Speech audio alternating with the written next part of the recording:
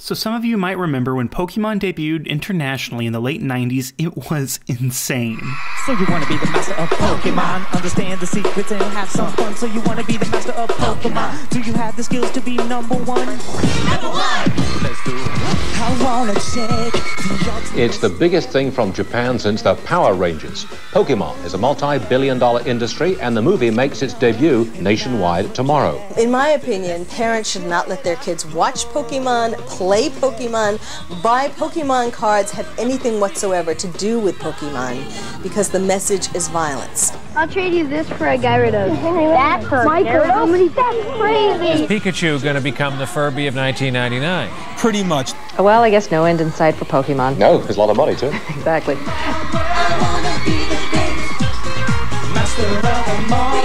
It was a perfect storm of the anime hitting first-run syndication, the Game Boy games selling millions upon millions of copies, and then the first film, creatively titled Pokémon, the first movie, made over $100 million at the box office, becoming the highest-grossing anime film of all time.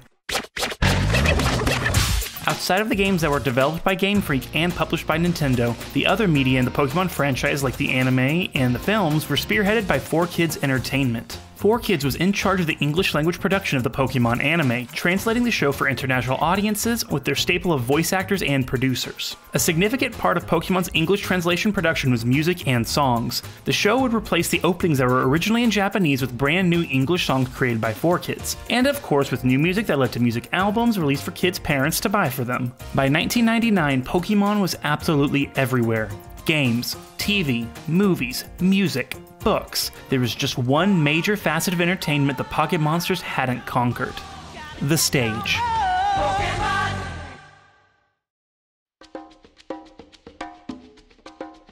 The Pokemon Trading Card Game League. You can earn cool badges and become a master trainer. Look, it's Pikachu. Pika Pika. Ash, he just turned 10, is the show's star.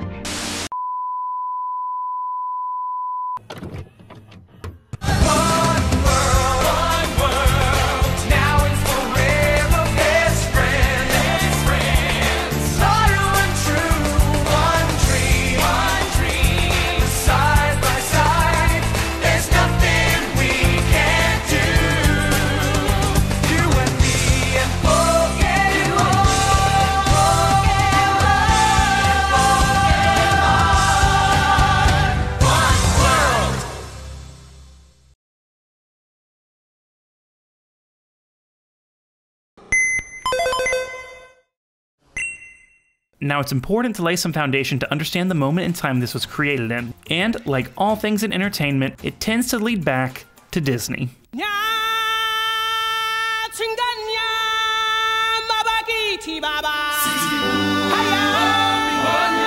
Broadway. Despite its long history of staging plays and musicals from all kinds of celebrated creatives, it wasn't exactly a blockbuster machine until, well, Andrew Lloyd Webber's Cats in 1982. Are you blind when you're born? Can you see in the dark? After opening in the West End in London the previous year, Cats was a downright phenomenon. It was one of the most expensive productions on Broadway at the time, a now seemingly quaint $5.5 million. Meow. Cats was the musical to see if you came to New York City. It subsequently became the longest running show in Broadway history, eventually overtaken by The Phantom of the Opera, the 1996 revival of Chicago, and a little known production called The Lion King.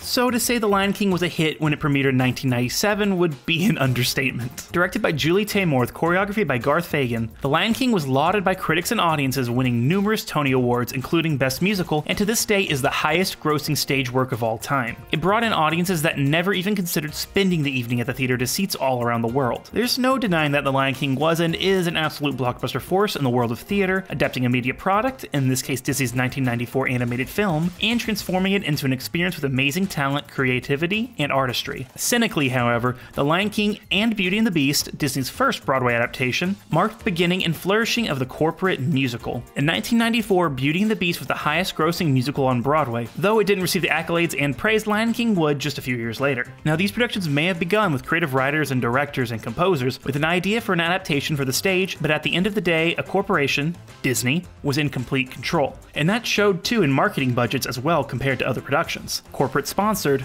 corporate controlled. Not only could Disney make money now from theatrical releases, TV spin-offs, video games, books, CDs, VHS, stuffed animals, the stage show was now a pillar in their company to make even more money from susceptible families. This isn't a knock on these productions themselves. The Lion King on Broadway is still an artistically stunning achievement of stage magic that was and is absolutely deserving of its praise. It's still a product of a corporation with a goal to make money at the end of the day, or, financial quarter.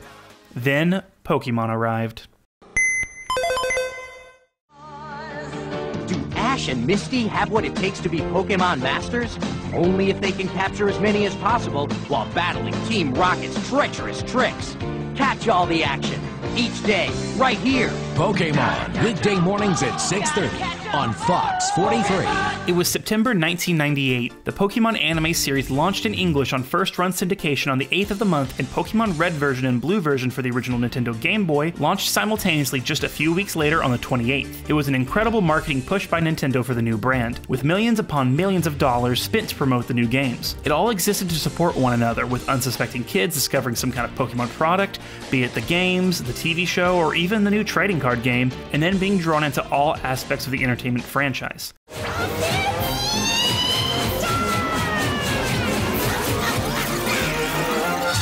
There's a bowl of fun inside every can of Heinz Pokémon pasta. Merchandise, merchandise, merchandise. Toys, spin-off games, special edition games, mall tours, the aforementioned trading card game, and a pretty important part, music. As I mentioned earlier, for the anime's English translation, 4Kids had a music team through Rave Music and CEO John Loeffler that created a brand new theme song along with incidental music for the anime. Beyond that, they created supplemental music that wasn't necessarily included in the show itself. Other than the iconic Poké-Rap.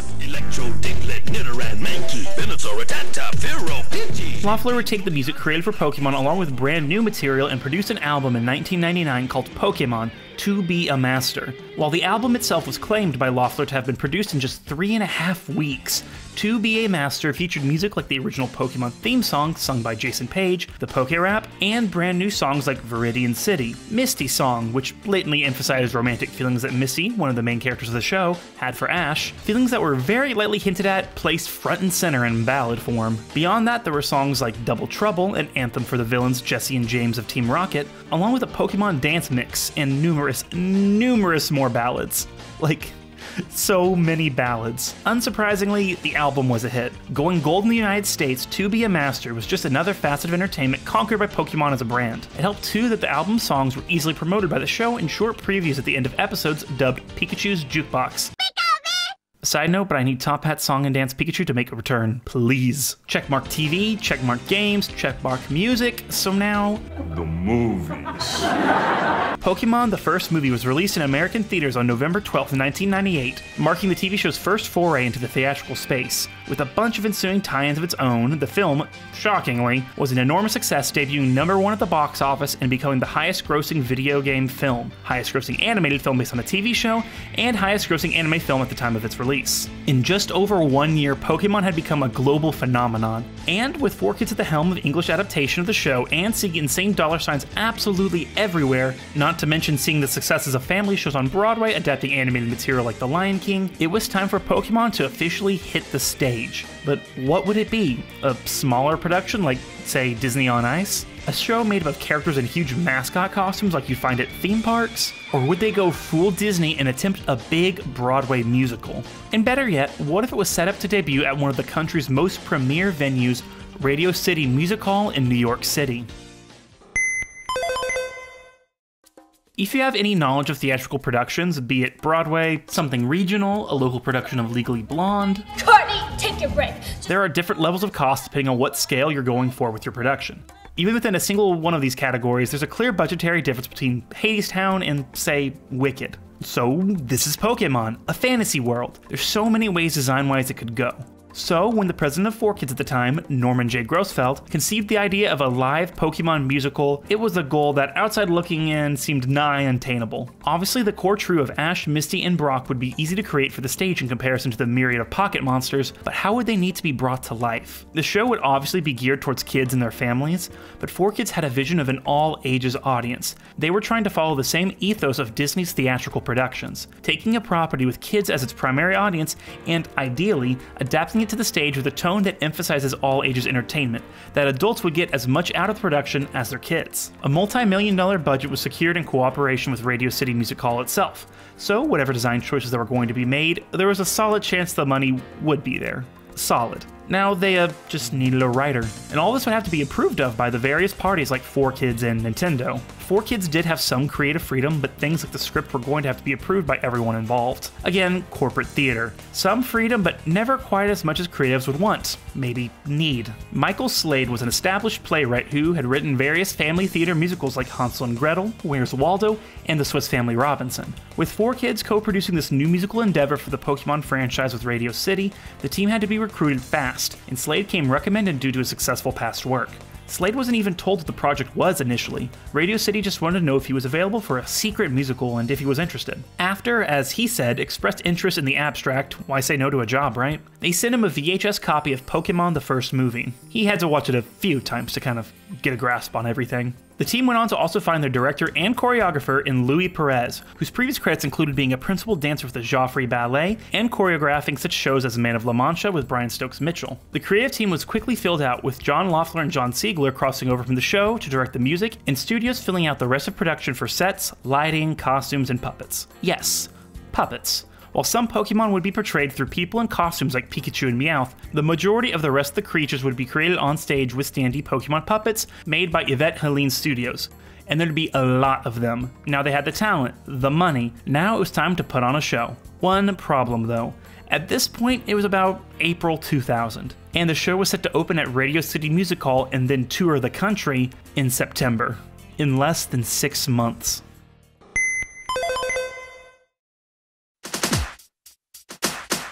With the creative side figured out, it was time for everyone to come together. The creative heads like Michael Slade and Louis Perez, 4Kids, Radio City, Nintendo, and people representing the companies like Yvette Helene Studios and Geppetto Studios, who would be handling costume design while also helping with the puppets.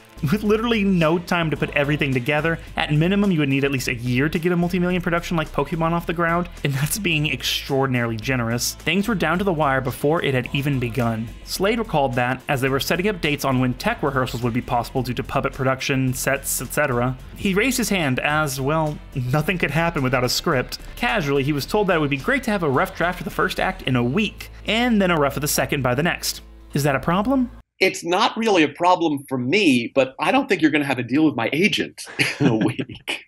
Like I said, down to the wire. There was a basic plot structure in place by 4Kids, but still, an astronomically quick turnaround, story plan or none. And yes, while the show had millions of dollars on the budget to make this all happen, estimated between $3 to $4 million with no exact numbers known publicly, not only was this going to be allocated for the beginning of its run at Radio City Music Hall in New York City, but also for the many stops to be made on the tour. And 4Kids was shooting for the sky with what they wanted to see on stage. Multiple conveyor belts to move the cast and puppets around in a dramatic fashion. Trapdoors to raise and lower the characters. I mean, if the show was just at Radio City, that'd be fine and dandy, but this was to be a touring show. Now to break this down a little bit, if a show is on Broadway, not moving to any other location, they can get a lot more advanced with their effects and design. Let's use the Broadway production of Frozen as an example. The first act ends with Elsa singing the iconic Let It Go. The actress begins the number in her coronation outfit. Fancy, proper, stifling. The cold never bothered me anyway.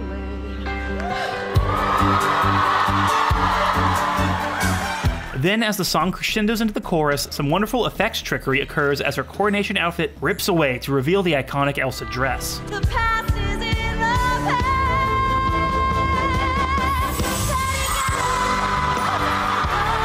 It's a stunning effect to witness in person, and it seems like magic when in fact it's a highly complicated setup that is achieved by the production not having to constantly move locations. With a tour, musical set and lighting has to be set up in so many different venues it's staggering, and no one location is the same. The tour of Frozen, because it's constantly on the move, isn't able to use the same dress transformation effect. It would be too expensive to pull off at every single theater the production performs at. So, instead of the dramatic tearaway from seemingly out of nowhere, the touring production makes use of this platform here that would literally suck away the dress.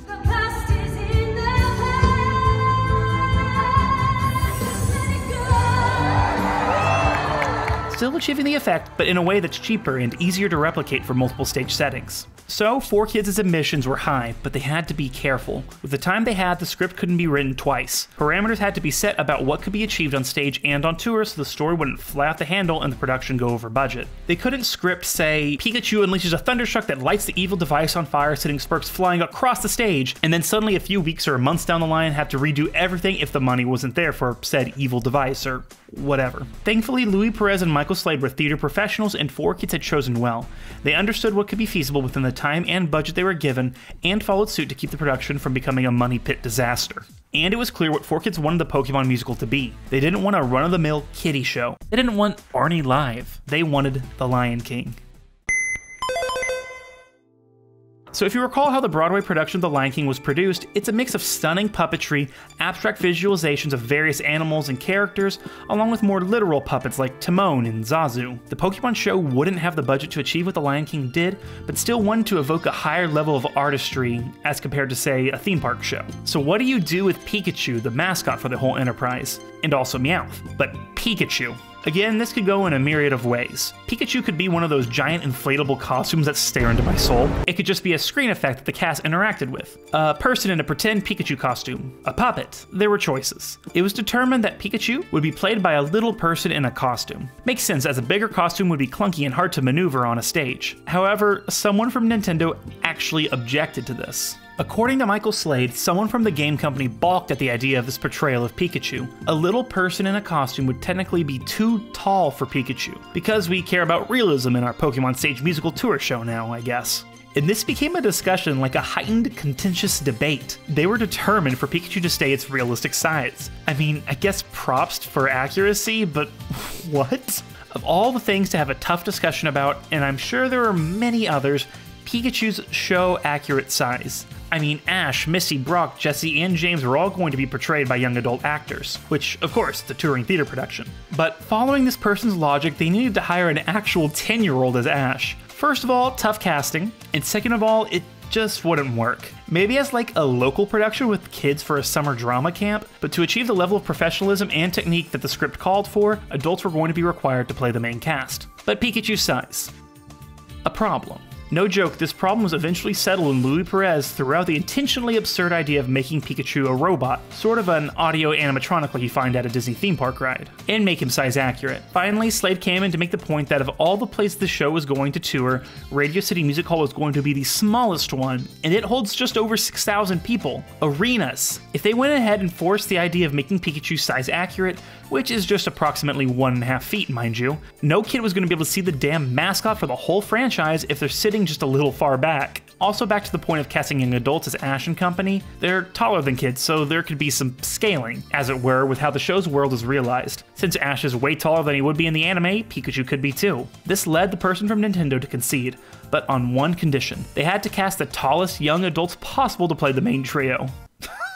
Okay. I feel like I'm harping on this one specific point compared to the rest of the production, and we still have a lot to go, but it's important to understand why it's so tough to adapt corporate products into a new medium. Call it too many cooks in the kitchen. We've got Nintendo, 4Kids, Radio City, the various creative departments, and that's a lot of cooks. And because Pokemon was such an established franchise, there had to be a unified vision so this didn't come off as a weird bootleg project of the franchise that didn't line up with everything else. It wasn't necessarily about following established canon storytelling within the anime. Oh boy, we'll get to that. But just to accurately portray a property so nothing seems off or unfamiliar to the target audience. So anyway.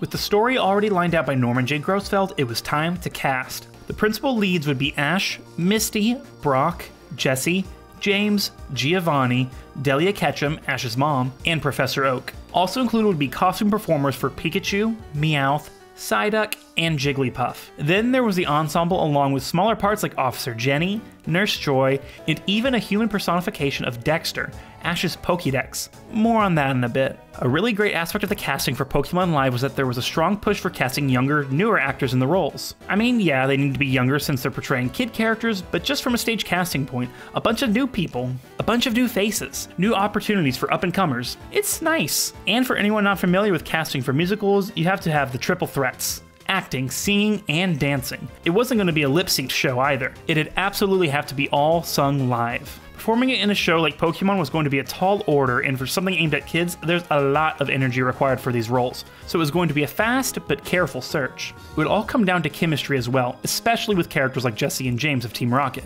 Principal antagonists of the show, they had to bounce off of each other, be villains, but also be kind of likable at the same time. A Disney villain love-to-hate vibe, if anything. And with the main trio of Ash, Misty, and Brock, whoever was cast would have to believably capture the essence of these characters and really nail their personalities, as discerning kids would be so quick to identify them as imposters or not really Ash. After hundreds upon hundreds of auditions, the cast was set and filled with newcomers. Dominic Nolfi would play Ash, Heidi Wemuller was Misty, Dennis Kenny was Brock, Lauren Kling was Jessie, Andrew Rannells was James, putting a pin in Andrew Rannells, you might recognize him, Darren Dunstan as Giovanni, Patrick Frankfurt as Professor Oak, and Dee Roscioli as Delia Ketchum. Pikachu and Meowth would be performed in costume by Jennifer Razor and Kathleen Roche, respectively. So a good chunk of the cast were newcomers, but fun fact, some came from 4Kids talent as well. Darren Dunstan, playing Giovanni, you might know him better as a voice actor for such characters as Splinter in the 2003 Teenage Mutant Ninja Turtles cartoon. A true warrior finds balance in all things. Along with playing Maximilian Pegasus in the dub for Yu-Gi-Oh! And if I manage to guess correctly, Kaiba Boy, then the card in question becomes mine. While also working on the Pokemon anime itself, as various voices and voice directing the series for a few years, including on the movie Destiny Deoxys. With Pikachu and Meowth, there would be the costume performers in the suits to look like the characters on stage, but any dialogue would be provided by the voice actors with pre-recorded lines. Same for any of the Pokemon that made noises when on stage, like Psyduck, Michael Haney, and Jigglypuff, Rachel Lillis, who also was the voice of Misty in the anime. With the main Pokemon of Pikachu and Meowth, they too were voiced by their anime actors. At this point, Maddie Blosting as Meowth and Ikue Otani as Pikachu. Which brings us to...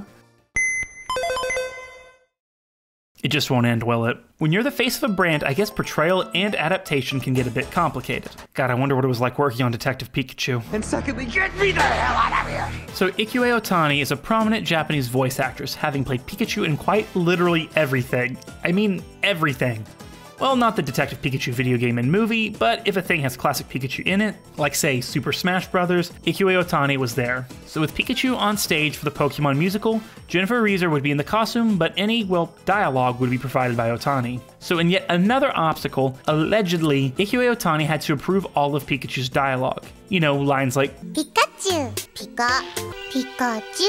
Like, I get it to an extent, but it really sounds absurd on paper. Going through this whole process, Pikachu's dialogue was apparently undetermined. Otani had to give her own approval for what Pikachu said at whatever point in time for the show, with things not getting locked in until when the show was in tech rehearsals, extremely close to when they would be doing their tryouts for the show before its official run starting with Radio City Music Hall. I'll explain tryouts in just a bit. I've tried and tried, but unfortunately there isn't any rehearsal footage of Pikachu in the show I could find. But I'm sure it really didn't impede anything. It's just a funny little snag that really showed how much of a team effort this ended up being. Not just the companies, not just the creative team, but even down to a voice actor for one of the characters in the show.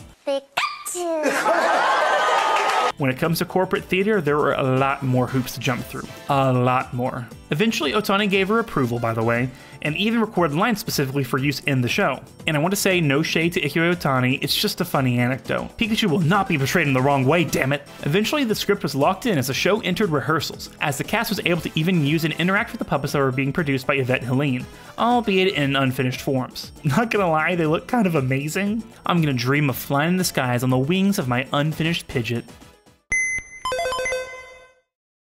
Remember how there were just months to get this show off the ground? A full musical show with, 20 songs. A casual 20. Let me just stop you right there and say that's impossible. So there's going to be a bit of cheating. Pokemon Live would feature original music exclusive to the show, yes, but a very large chunk of its music would come directly from the album To Be a Master. Yeah, this thing's back. When it came to the music, the songs pulled from the 1999 album would be My Best Friends, Everything Changes, Misty's Song, What Kind of Pokemon Are You?, The Time Has Come, Pikachu's Goodbye, and Double Trouble. Original music for the show would include You and Me and Pokemon, It Will All Be Mine, The Best at Being the Worst, Two Perfect Girls, I've Got a Secret, and You Just Can't Win. There was also a finale number that pulled from You and Me and Pokemon and My Best Friends. A few of these songs also might sound familiar as they would later appear on the second album for the Pokemon anime, Totally Pokemon, a year later in 2001. So 4 songs were completely original to the show. It worked out alright with what limited time the music team, again consisting of the 4Kids team of John Loeffler, John Siegler, and head Norman J. Grossfeld, had. I mean, when you have this album full of songs raring to go for use, why not use it? The only negative was that a lot of these weren't very well plot-driven. Like, My Best Friend was about, well, Brock and Misty are Ash's best friends. But on the other hand, there was a solid chance kids would already be familiar with these songs, Pokémania, so it would be an easy way to hook them into the show immediately. Throwing in an iconic theme song or 2 wouldn't hurt either. So they had a show. By some miracle, there was a book, music, songs, a cast. A Pokemon musical was really happening. Actually happening. Now it was time to rehearse. Shockingly, the show was proceeding right on schedule at this point. Remember, they had just months to put together a full Broadway-like show with songs, effects, and 90 minutes to fill out with story and music. The puppets and props were still coming together, but at the very least they existed in a form that was usable where the actors could interact with them at the very least to get an idea of how things would look on stage. The Pokemon looked great too. They were accurate visually and in life size. Pretty impressive. It should come as no surprise that Yvette Helene Studios, run by, surprise, Yvette Helene, worked on The Lion King on Broadway. It always comes back to Disney, apparently. It was in these rehearsals the cast was able to find their chemistry, naturally. A big part of this was Lauren Kling and Andrew Rannells as Jesse and James. These characters have to work well together, and even before the outrageous wigs would be donned, they were given, scooters, and clearly showed they could nail the characters. Twice in one day! Twice! Shut up and leave us alone! There's always the danger of going too over the top in theater. The phrase playing to the cheap seats didn't come from nowhere. Hamming it up and going too big can end up falling flat. On top of the inherent high energy of the stage, this was adapting characters that were already kind of over the top in animated form. I mean, to compensate for Jesse and James, there would be more grounded characters like Ash's mom, Delia. Also based off rehearsal footage, they even had kids sitting in to see their reactions. The kids don't seem to be giving much of anything, but this is just the footage that's available. Everything was happening at a lightning pace. The stage design came together with the whole area framed by what looked like a lightning bolt from Pikachu and also Bart Simpson's hair. The stage would also be flanked by giant Pokédexes that would show footage from the show along with other pre-taped material, and the sets itself were pretty straightforward with some props and trapdoors, all framed by giant painted backdrops that look, well, really great. Very much the anime come to life. The costumes were show accurate as well, and were made so the actors could still be comfortable as they move and dance for large sequences of the show. The puppets also were finalized, using all kinds of materials to bring the various Pokemon on stage to life. They weren't just like plastic shells either. Pokemon like Primeape were covered in faux fur as well, trying to bring these fantasy creatures to realistic life. Again, while this wasn't the biggest budgeted stage show ever, they still had a sizable pocket of money and the visual elements never looked cheaped out on. Even the wigs. The wigs! Listen. Anime hair is tough. Yugi knows what I'm talking about. You can't realistically recreate this hair and style it perfectly, so wigs. Lots of wigs. About a dozen wigs for each character, like Brock's spikes and Jesse and James' fluorescent iconic styles. But another technical aspect of this all was, well, they had to stay on. Like, James was a little more straightforward to put on, but Jesse. We've got very heavy, it's a foam comb to keep the shape. This is high tech. There were over 260 outfits and puppets built just for the show.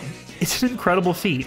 Again, just a few months to get all of this made. Now, before the show was to begin its run at Radio City Music Hall, the tradition for a Broadway-bound show, for example, would be to have tryouts in another city. That way they can get the cast in front of a crowd before its official debut and work out any kinks that might be left. Typically, the cities these are held in are way far away from where the official debut would be. To return to an example from earlier, the Broadway version of Frozen had its Tryouts in Denver, Colorado, before transferring to the St. James Theater in New York City. For Pokémon Live, as it now was officially called, their test run would be in Albany, New York at the Pepsi Arena, now called the MVP Arena. Not too far away for just 3 days of performances. Irony of ironies, but Albany, as it turned out, was one of the few areas in the United States that didn't broadcast Pokemon when it originally premiered on syndication, so there was certainly a concern about how much interest in the brand would exist in that area.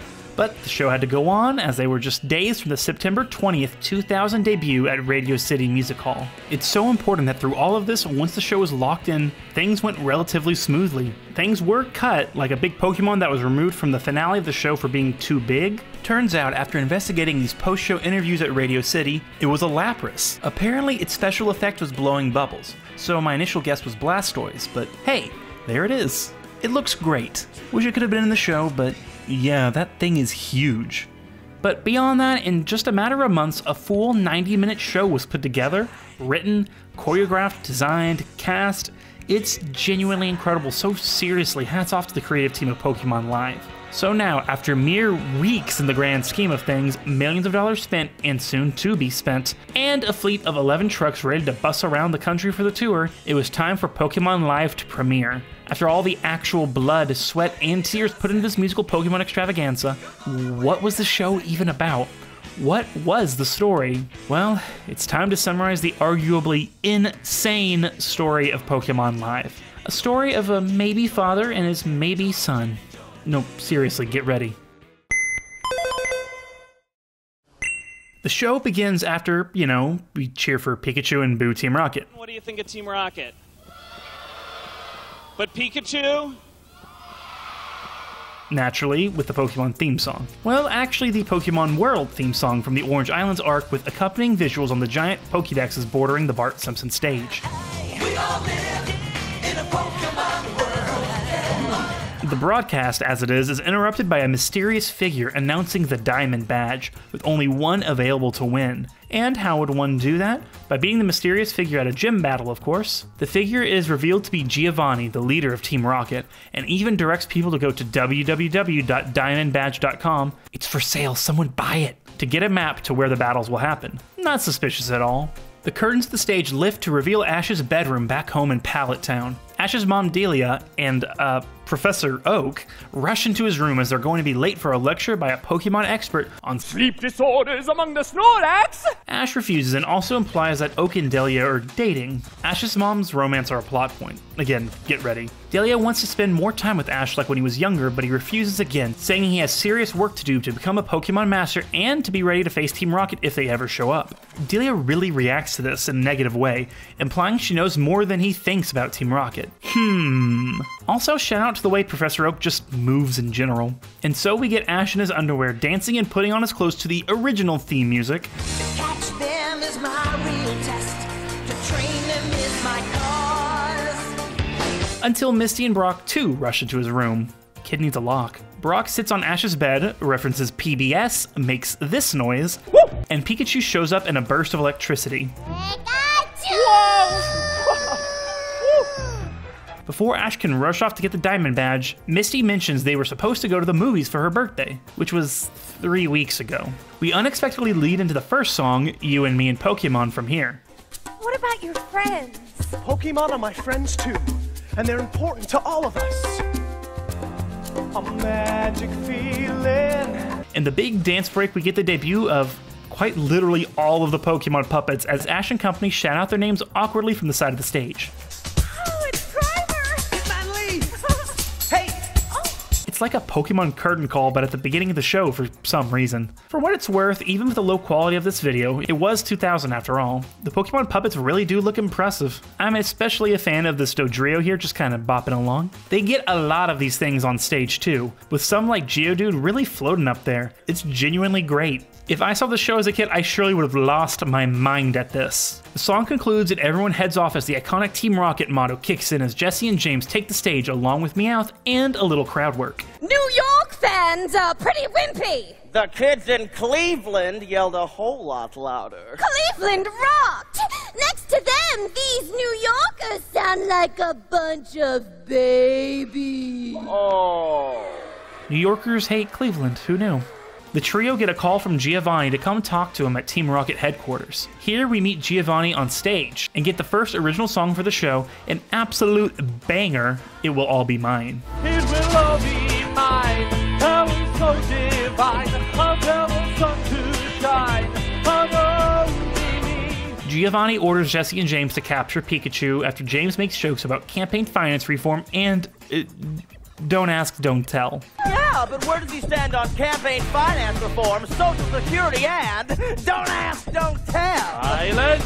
He also reveals his new super-powered Pokemon, Mecha Mewtwo, that can learn any Pokemon's attacks. After every trainer challenges him for the Diamond Badge, the robot will learn every attack and become absolutely unstoppable. He does so with a trainer in his Alakazam, along with another in their Electrode.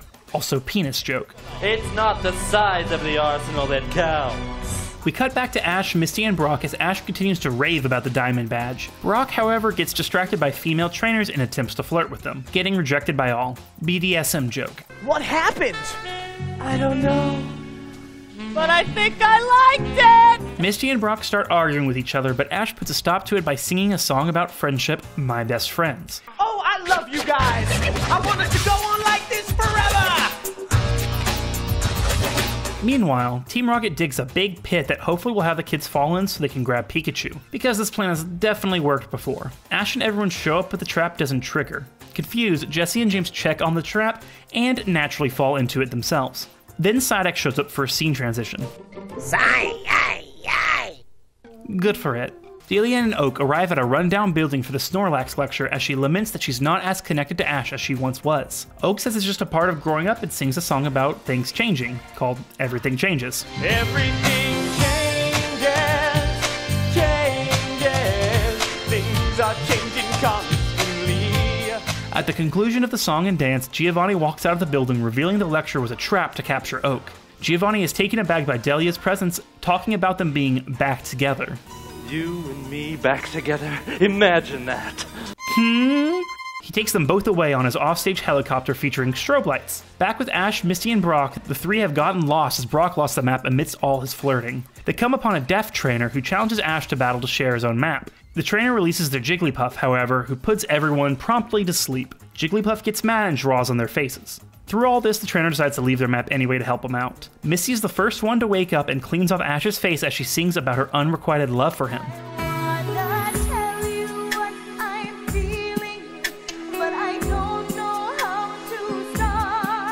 Yeah, the romance is made explicit in this show. Shippers rejoice! Ash and Brock soon wake up after Missy's done belting with blacklight puppeteers having Pokemon dancer on the stage, like Mew and Goldeen. Side note,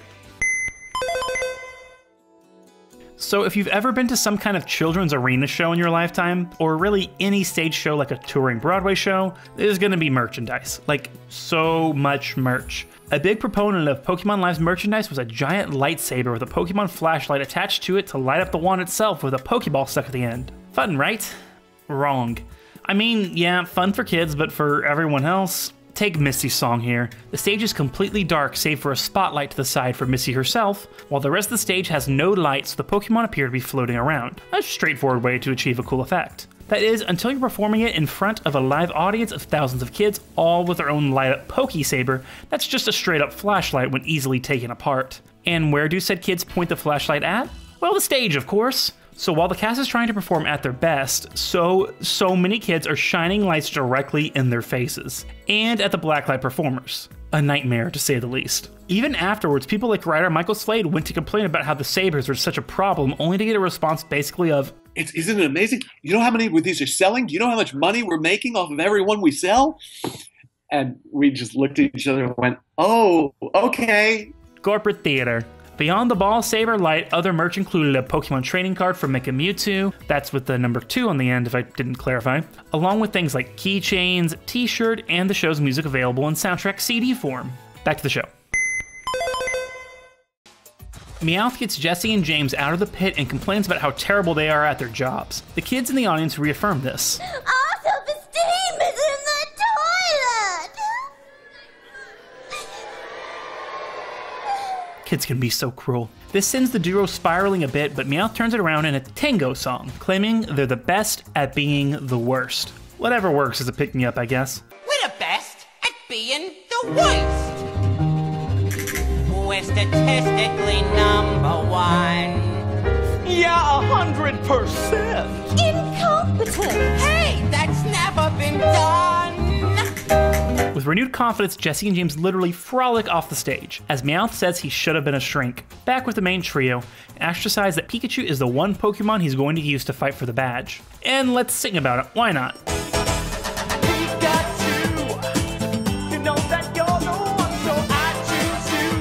This one's super fun, even though there's no plot progression. Look at all these Pikachu puppets. Oh, it's so cute. They walked so all those newer inflatable Pikachus you see in viral tweets could run. I don't see those newer ones doing flips though, I'm just saying. During this big dance number, Team Rocket sneaks up and captures Ash's Pikachu when he isn't looking and gets away in their Magikarp submarine. Also, oh my god, them just stuffing Pikachu's limp body away is so morbidly hilarious. It's giving Shrek the musical Deer energy.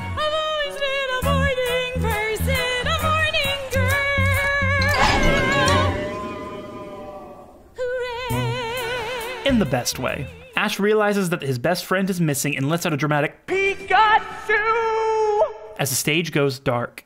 A very melodramatic end to Act 1. Intermission begins and it's time to get more flashlights to shine into professional actors' fucking faces. After intermission, we meet Dexter. No, literally a personified version of Ash's Pokédex shows up. Explaining his use, Dexter sings "What Kind of Pokemon Are You?", a song from To Be a Master I was low-key obsessed with as a kid.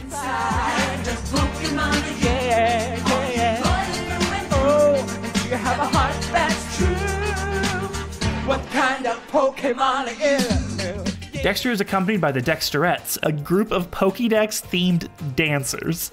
Phenomenal. Honestly though, it's a missed opportunity to not roll out the Pokemon puppets from the top of the show again. It's just dancing. I mean, not just that, these performers are super talented and they run out into the crowd to talk to people asking questions like, Is your dad a Snorlax or a Ghastly? Snorlax. Ruthless Dexterettes. It's all very silly, but it's absolutely a good way to get the energy of the crowd back up. The show all in all is less than 2 hours long, but kids get antsy after like, what, 12 minutes, let's be honest. Dexter and the Dexterettes, I love those names so much, exit as Ash, Misty, and Brock return. Ash, rightly convinced that Team Rocket has kidnapped Pikachu, tells Misty and Brock they need to split up to search for him. Misty doesn't fully agree, thinking that maybe Pikachu got frustrated that Ash has been ignoring those close to him lately, like when he forgot her birthday. Mad, she leaves with Brock, leaving Ash alone. The trainer laments the situation and sings about how he misses Pikachu and he's worried that he really left on his own volition. It's a ballad, also from To Be a Master, called The Time Has Come, parentheses, Pikachu's Goodbye. The time has come.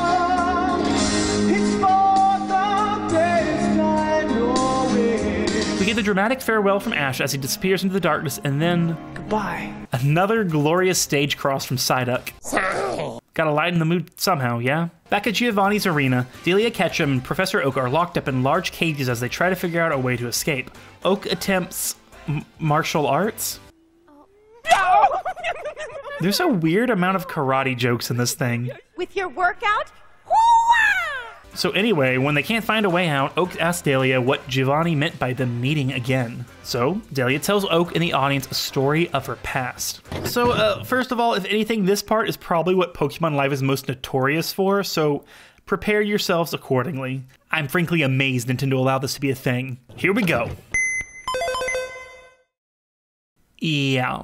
So, Miss Ketchum here has quite the past. When she was a teenager, she used to hang out with a gang of kids who always got into trouble. Giovanni was the leader of this group, and Delia's boyfriend. Yes, Delia and Giovanni were romantically entangled. When she got older, however, she met Ash's father and was able to put her troublemaking past behind her, as Giovanni's group would become the Team Rocket we know today. She never told Ash about her dark past for fear he'd not really understand and turn his back on her. So, it's not said directly, but Pokemon Live heavily implies that Giovanni might be Ash's actual biological father. We're doing a Star Wars here. First of all, I can't believe this was allowed in the show. I mean, they're kind of dodgy with it. They never actually say Giovanni's the father, but Delia declares she hates what Giovanni has done while in the cage, and he arrives just in time to overhear it. And the way he says this... I have wonderful memories of those early days. He's remembering something, alright. It's just completely wild. The backstory given for Team Rocket as a gang of unruly kids who grew up to form the organization is considered non-canon, by the way. Team Rocket's origins here differ from some Japanese audio dramas, but honestly, what's accurate and what's not in the world of Pokemon has been retconned and readapted so much over the years, who's to say? I'm making an executive decision with no authority here. Giovanni is canonically Ash's father. You heard it here, folks. Look at that family resemblance.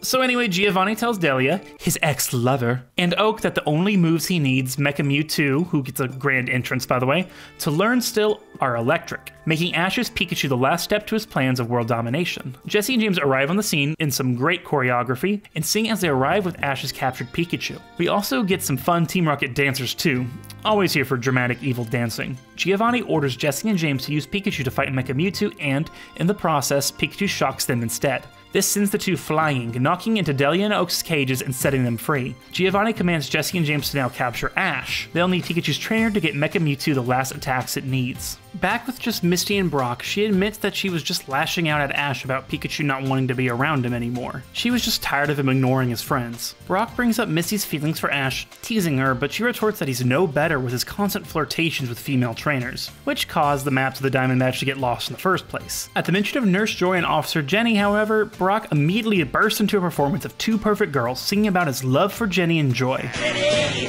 oh Jenny, Joy, oh Joy. Come on, woman, that's what I want to be. Two perfect girls for me. After an extended number and a lot of kicks, we quickly jump over to Delia and Oak as she continues to lament about her secret Team Rocket past. Here we get another ballad, I've Got a Secret. Delia reflects on keeping her past secret. Misty fears telling Ash her feelings for him, and Ash, well, Ash just misses Pikachu. He's a simple one.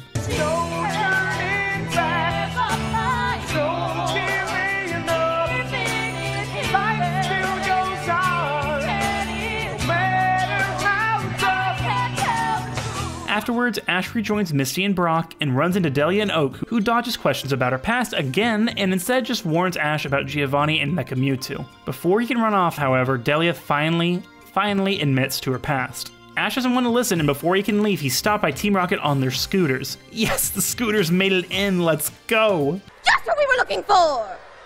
Take me to Giovanni and Pikachu! No! How dare these kids boo these amazing people, how dare! They demand that Ash comes with them and, since Ash wants to face Giovanni, is completely willing to cooperate, confusing Jesse and James. Delia and Oak try to follow, but Meowth stops them, leaving Ash's mom to wonder if it was right to tell him about her past. Sad lamentation and song. Everything changes. At least she has Psyduck to comfort her. Best character in the show. Exactly. Back with Giovanni, Jesse and James arrive with Ash. Team Rocket's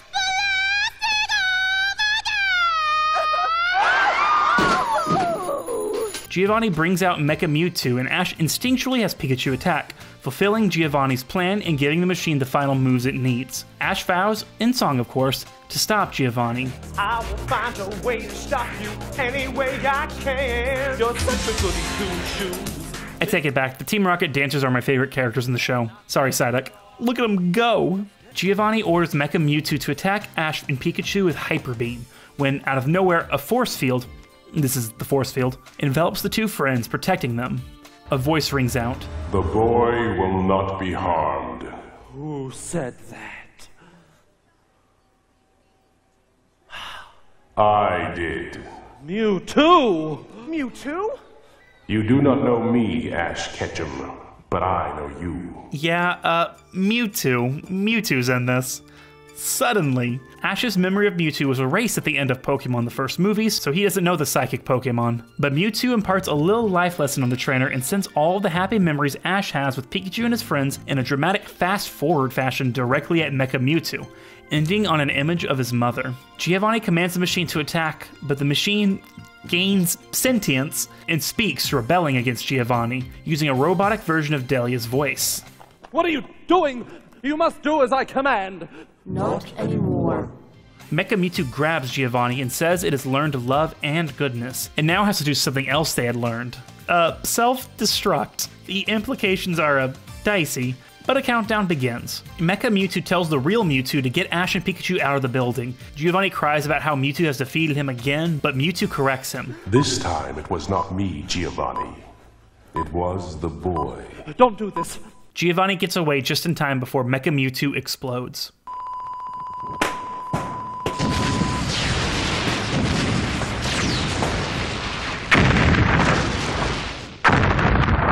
Sometime later, Ash wakes up surrounded by his friends and with no memory of Mewtwo, just battling Giovanni.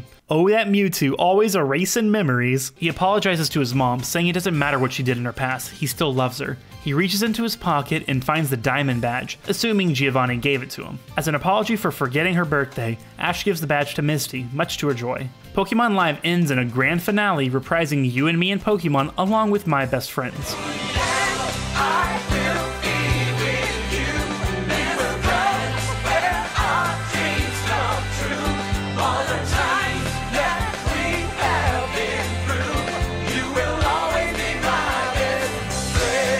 They finally bring back the awesome Pokemon puppets on stage along with the big backdrop featuring the then new Johto region Pokemon like Chikorita, Cyndaquil, Blossom, and the like. Also disco lights, fog. It makes for a fun finale.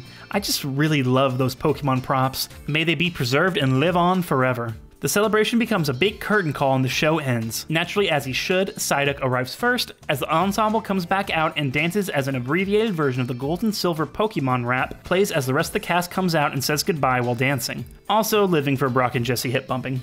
And well, that's Pokemon Live in its entirety. Honestly, it's a fine show, especially taking into account the compressed production schedule it had. Less than a year, it's just wild. The performers are all uniformly excellent, the songs are mostly fine with a few bangers, but again, a lot of them were pulled from an album completely unrelated to any of the story elements presented in Michael Slade's book. It's a competently produced show with fun effects and great choreography. It's good. I don't think I would call it high art or something that would be a Broadway must-see, but still. The goal was to be something more than just a children's theater production or a touring show for the lowest common denominator. And I think it succeeded. It's such a high energy show. It has to be. It's based on a cartoon. So to pull something like this off is nothing short of phenomenal. Now it was time to take it on the road. After running from September 20th, 2000 through October 1st at Radio City Music Hall, performing up to 4 times a day to a packed, nearly sold out house, that's again 6,000 seats or so, intense, Pokemon Live began its tour. Like its production, the tour was fast and pretty relentless. After Radio City Music Hall, Pokemon Live would make 19 stops across North America, spending 2 to 3 days in each town playing all the way through the end of January 2001 with a short break for the holidays in December. It was go, go, go, as they went from Cleveland to Toronto to Atlanta, though tragically never to Texas. I never got to see this show as a kid. A shame. Andrew Rannells, and we'll get to more on him soon, I swear, remarked in his memoir, "Too much is not enough," that the tour was just a whirlwind mainly due to the brutal schedule. They would be performing in dedicated stage venues and also large arenas, which the show would sell seats really well for, but when the whole arena usually used for sporting events wasn't full, it seemed like the performers were, well, performing to nobody, as they couldn't even see the audience from their perspective. A particularly infamous stop was in Indianapolis, Indiana, where Pokemon Live was performed at the Indiana Farmers Coliseum, then known as the Pepsi Coliseum, which was primarily used for concert events, and ice hockey. So, whenever a non-ice hockey event was held there, the ice was covered up with plywood and seats were put down, as done for Pokemon Live. However, backstage, they did not fully cover the ground with plywood. Instead, ice was everywhere with only designated covered pathways to navigate. Not ideal for a fast-paced stage show with effects and a lot of props and costume changes, so naturally a fair share of Pokemon absolutely ate it on the ice. But the tour seemed to go well for the most part. It wasn't a particularly long one, just through the fall and winter. Then, on January 28th, 2001, at the XL Energy Center in St. Paul, Minnesota, Pokemon Live officially came to an end. So, after all this work, time, and money, how did it all pan out? So, Pokemon Live wasn't a success. I'm just gonna cut right to the chase. At Radio City Music Hall, it was huge, practically sold out crowds for every performance. The tour, however, was a different story. It's not like it was sparsely attended, quite the contrary, but Pokémon Live, as I said, was playing in arenas. Arenas with thousands upon thousands of seats that weren't being sold. I obviously don't have financial information in front of me, I'm sure it's locked away in some vault or encrypted file at 4Kids, but with the lack of seats sold plus a tour that only lasted a few months instead of a big tour like Broadway shows typically do, Pokémon Live lost money. It made money, sure, through merchandise and tickets and such, but interest wasn't high enough from the tour audiences in the end, and it was a net loss. It can only be speculated as to why it wasn't a success. My guess simply comes down to oversaturation in marketing. You know, Pokémania. Parents were already getting their kids the games, the anime VHS tapes and DVDs, taking them to the movie, buying the trading cards. A stage show was an easy thing to not put money towards. There wasn't exactly a lot of press coverage either, beyond just seeing ads on TV, and boy, I do love the commercial for Pokémon Live that aired in regions where the show toured. But looking into your local newspaper to find no reviews or info on Pokémon Live, why would you even show up? The show is produced to a higher standard than a lot of touring children's entertainment, but that distinction would be hard to communicate to an audience used to things like Disney on Ice.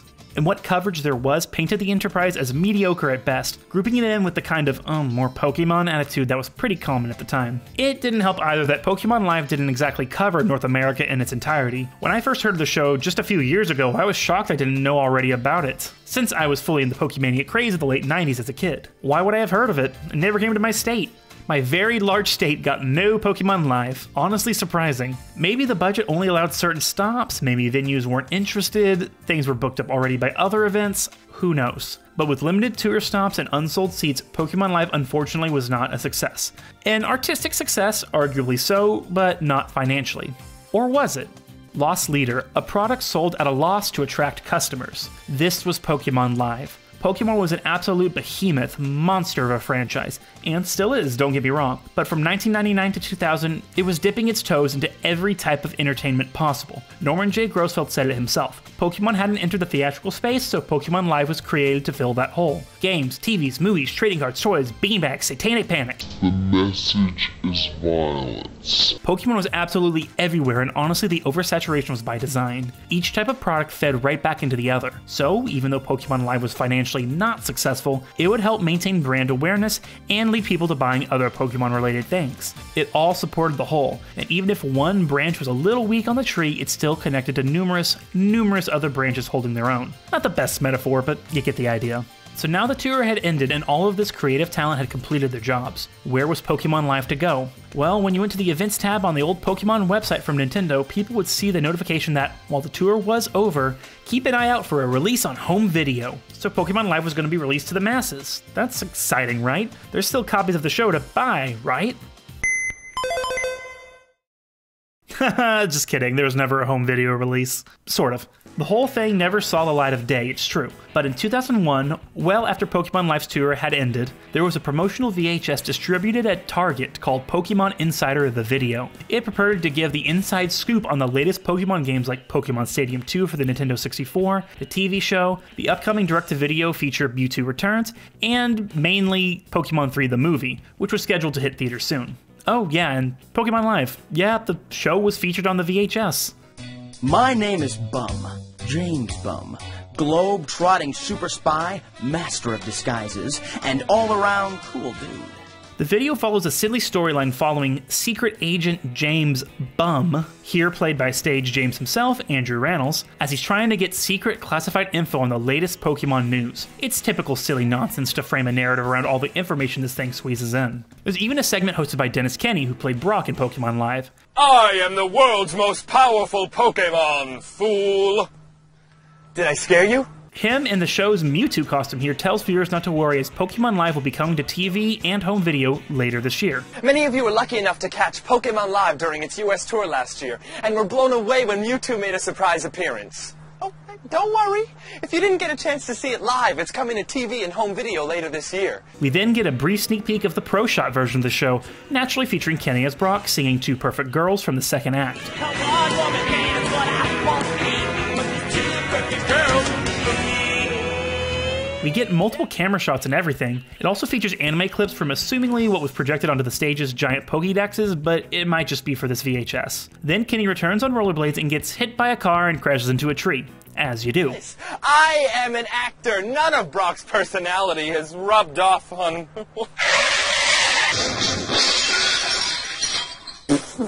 So Pokemon Live was coming to VHS and DVD, and maybe airing on TV as well? It can be guessed that there was just a lack of interest, or because the show wasn't a success itself that the home video release was scrapped. Or maybe they just didn't have the time to put it all together. Either way, it's disappointing. So much of Pokemon was released on VHS and DVD, primarily in partnership with Pioneer, that I feel like there could have been room for a release of Pokemon Live. Unfortunately, beyond the clip in Pokemon Insider, this professionally shot version of the show has never seen the light of day. I beg of you, anyone from 4Kids, release it, leak it, I don't care. Logically though, if we were ever to see this home release version of Pokemon Live see the light of day, it would now have to be in cooperation with Konami of all people, as 4Kids was sold to them when they went bankrupt in 2010.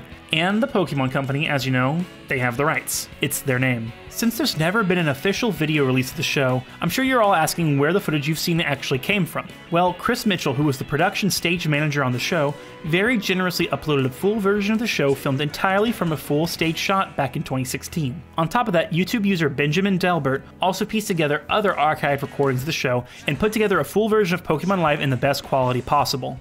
I'll include links to both versions in the description below. While it was a bummer that Pokemon Live's tour wasn't as far-reaching as we wish it could have been, and no release to video on the horizon, what about performing the show outside of the United States? Well, I mean, why not? Stage shows are adapted all the time for global audiences. So now it was time for Pokemon Live to go international. After Pokemon Live's tour ended, the show would live on in other productions around the globe. Pokemon, after all, was a worldwide phenomenon. While plans for production in the United Kingdom were made, they never ended up happening. Tickets were even available to purchase too, but people had to call to claim a refund once it was cancelled. No reasons were given beyond due to unforeseen circumstances, so no Pokemon Live for the UK. Now, one of the first productions of Pokemon Live that actually happened was in Dubai in 2001. Footage of this version exists as it was performed in Al Mamzar Park at the same time as the annual Dubai Shopping Festival. This production, while reusing the puppets produced for the original tour, was massively scaled down, running under an hour as compared to the original's 90 minutes. Characters were cut like Professor Oak and Delia Ketchum, effects and scenery weren't used at all, and the massive Pokédexes were replaced by a simple stage projection on the back of the room. All in all, though, this version of Pokemon Live was a success, with crowds entertained just as well as the main production, but again on a much smaller scale than the American tour. After Dubai, other productions were produced, like in Portugal in 2002 by the SIC Television Company. Then in April 2002, a Dutch adaptation would be performed for 2 days in Antwerp, Belgium, at the Sport Palais Arena. These productions were also smaller in scale and much more limited compared to the American production, but it was good to see the show reaching global audiences in some form. While elements were stripped down, the artistic integrity was maintained, adapting the show's characters into a live-action space that felt natural and true to the original production's vision. Then there was the Mexico production. Te equivocaste, Jessie. No, quieres decir que tú te equivocaste. Preguntar si compartes mapa.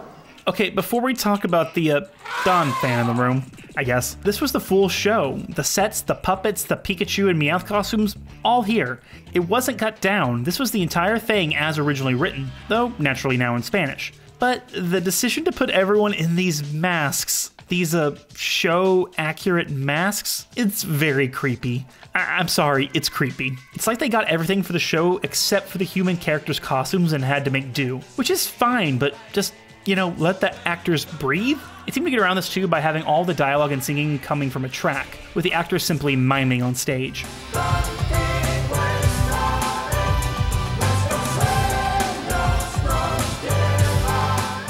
I just can't get over it. It's so weird. However, unlike the US production, this version actually aired on TV. Thanks to YouTube user The Cooler Yamask, they unearthed the aired TV version of the Mexico production. The show was performed prior in Mexico City, but at the same time, the show was professionally recorded and then broadcast. Hasta el tiempo final, cuando el crimen perfecto haga historia. Equipo Rocket!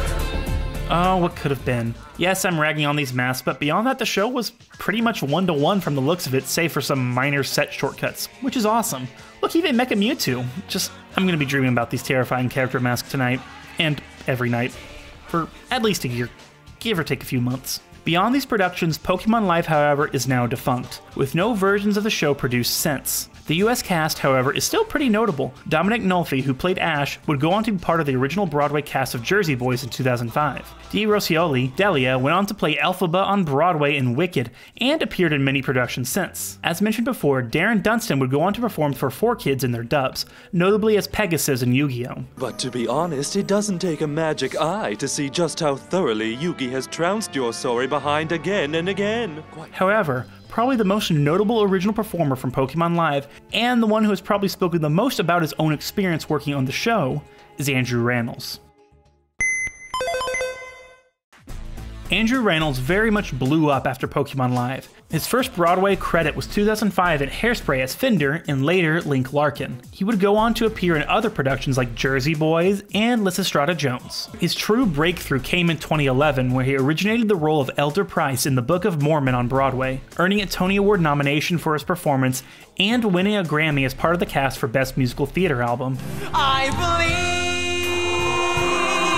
that God has a plan for all of us. I believe that plan involves me getting my own planet. From there, he would make the jump to TV with HBO's Girls, along with appearing on various shows from the short-lived The New Normal, How I Met Your Mother, Glee, sorry for bringing up Glee, and various other guest spots. Rannells had spoken about Pokemon Live a little bit in some television late-night appearances, but he never detailed his experience in full until the release of his book, Too Much Is Not Enough, A Memoir of Fumbling Toward Adulthood in 2019. Rannells details his experience in the chapter titled, I Don't Want to Catch 'Em All. After the rough cycle of auditions and rejection, which, let's be real, never really ends if you're a working actor, he got a call from a casting director he had connected with previously who got him the audition for Pokemon Live. He was skeptical at first, but after confirming he wouldn't be auditioning to play a Pokemon creature itself, he was on board. Also, it was at Radio City Music Hall. Big deal. At the audition, Rannells read for both Ash and James. The auditions went well, he got the call back, and he was sent home with the CD and sheet music, after signing an NDA, naturally, to perform songs from the show next time. The time has come for Ash, and the best at being the worst for James. When he arrived home, it just so happened that it was the time of day for Pokemon to be on the air, so he tuned in to watch, and was completely baffled by what he was looking at. I mean, honestly, fair? Pokemon's a wild show with a lot going on, so if you aren't on board, it's gonna be a lot of noise. Seeing Ash for the first time, then voiced by Veronica Taylor, Rannells knew he couldn't imitate the voice.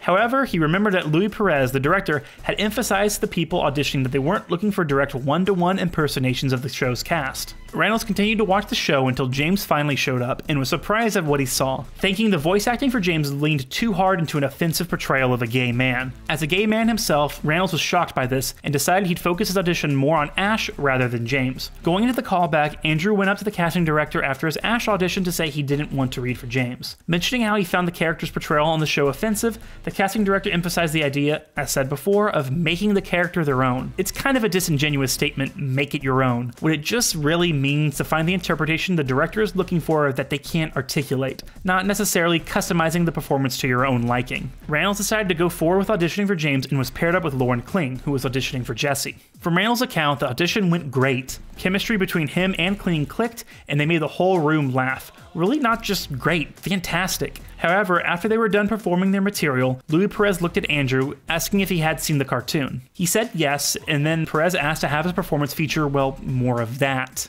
In a split-moment decision, he decided to go for it and, as Rannells puts it, let the gay train leave the offensive-ass station. It turns out, well, it worked. The room was uproarious with laughter, and he and Kling booked the show as James and Jessie, respectively. So a yes after so many no's was exhilarating, and Rannells threw himself into the whole process. He recounts in the book how intense this was. The show, after all, was being put together in mere months. His experience with the show flew by, as he notably said they almost didn't have time to think with performing 4 shows a day. A frankly insane amount of time on stage looking at it now. The costumes were silly, the story was silly, the whole thing was goofy. It's Pokemon, that's how it goes. But the consolation for him was that the show was well received. Those near sold out crowds at Radio City ate it up. Now, the tour was a different story, with him recounting the less attended arena settings, the Indianapolis stop with all the ice. I can't imagine the nightmare navigating that backstage. Along with a time where he and Heidi Wehmuller, who played Misty if you remember, were just sitting backstage crying at one point. I myself can never really imagine touring, the grueling hours, the time away from home. It's rough going emotionally, even with a decent paying job. There is, however, a level of absurdity to them being in those costumes and those wigs and crying backstage though. Not to be insensitive, it's just kind of funny to imagine. Andrew Rannells' experience on Pokémon Live was bittersweet. On the good side, he talks about how he worked with wonderful people, so in that regard, it wasn't a bad experience. On the other hand, he found a line of performing that he didn't want to cross, portraying a hammy, gay stereotype that plays himself as a joke. As a kid, I never really considered how stereotypes played into the media I consume, as I'm sure plenty of other kids did. We weren't analytical like that. It touches on the concept of respectful portrayal and when it leans too far to being offensive. Now, Pokémon Live did pave the way for Andrew Rannells in other ways too, like voice acting for example. Prior to Pokémon Live, he had played Archie Andrews on Archie's Weird Mysteries. What's the big idea rushing pop like that? But after, he became a resident dub actor for 4Kids itself, appearing as Lin Tao in Shaman King, Mako Tsunami and Noah Kaiba in Yu-Gi-Oh!, Dragon! Attack him now! E102 Gamma in Sonic X, Beta, Delta, Epsilon. And hey, even Alexander Hamilton in Liberty's Kids, paving the way in a weird inverse way for a stint as King George III in Hamilton on Broadway. I was born in Nevis in the Caribbean Sea. My father abandoned us. Through the stories of Andrew Rannells, there ends up being a complicated facet to the legacy of Pokémon Live, encapsulating the fascinating journey the show went on and why I think it deserves to be more than a footnote to the Pokémania of the time. It led to significant careers for theatrical actors still going today, and I think it really informs on the concepts of positive and negative portrayals of villains in kids' media. That really is a nuanced topic for another video, but something to think about. So where are we today with Pokémon Live? Again, no productions have been performed since 2002. What of all the amazing props produced by Yvette Helene and Geppetto Studios? The lovely, show-accurate puppets? Surely they were preserved by 4Kids and or Nintendo, right? In Hamilton, Ontario, there sits a building that was known as the Tivoli Theatre, originally built in 1875 as a carriage factory of all things. Eventually, the space closed and was converted into a theater by Andrew Ross, opening in 1924. It was one of the first Canadian theaters to show talking movies, or talkies, and was subsequently remodeled over the years, keeping the space clean and up to date. The theater was last used to screen movies in 1989, going vacant afterward.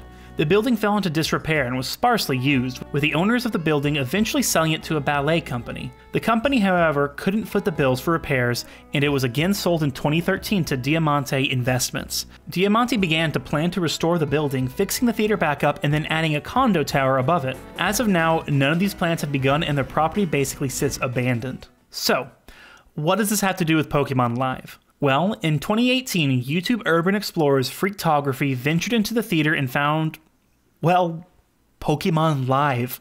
Warning, this is a bit creepy.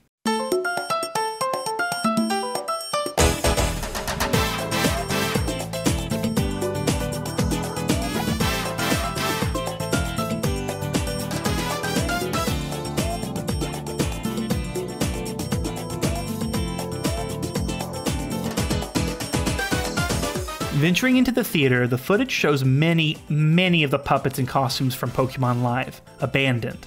You can even see the Pikachu puppets that were so endearingly used in the big dance number. It's really bleak stuff, and a little disturbing, I'm not gonna lie. The thing is too, the Tivoli never played Pokémon Live. The only Canadian stop on the tour was in Toronto at the Meridian Hall, then known as the Hummingbird Center for the Performing Arts. Now, however, the puppets were just strewn about the place, left to decay.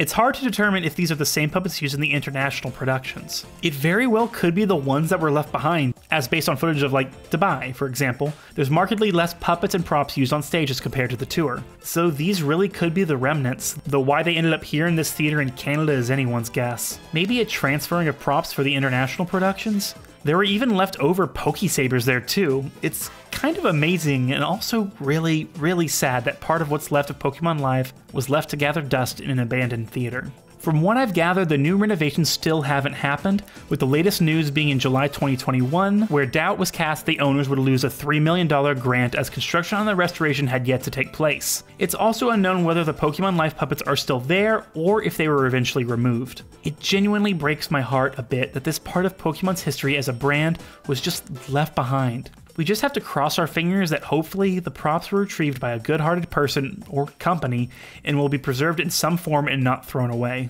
Just gotta be optimistic.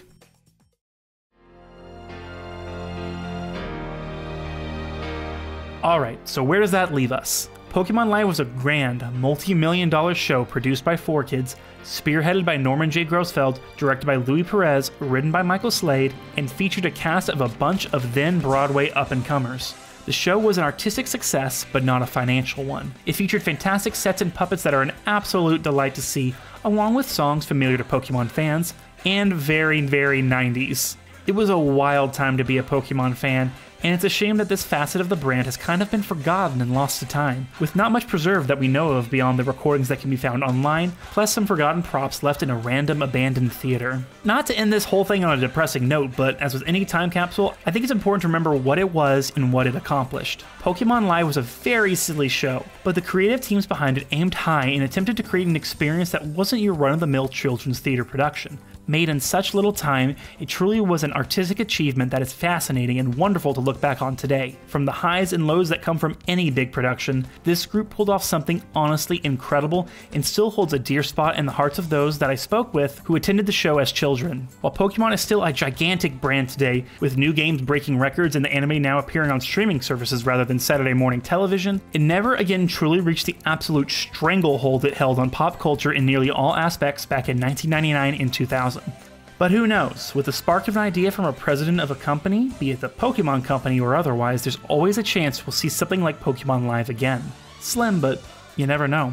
So, I hope you've enjoyed this look back on easily one of the strangest parts of Pokemon as a brand. I have really grown to love the show and the creativity behind the corporate and musical structure, and taking something people write off as just children's entertainment and really trying to craft something that could be enjoyed by people young and old.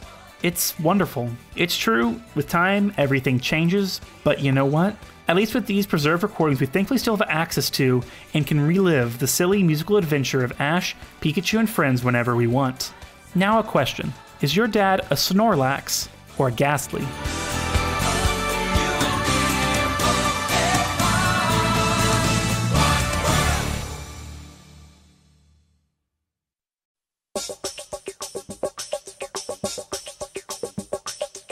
Finally paying off. It really, all the hard work and like just so much rehearsal, and it was like great to finally get in front of an audience. So yeah, it's great.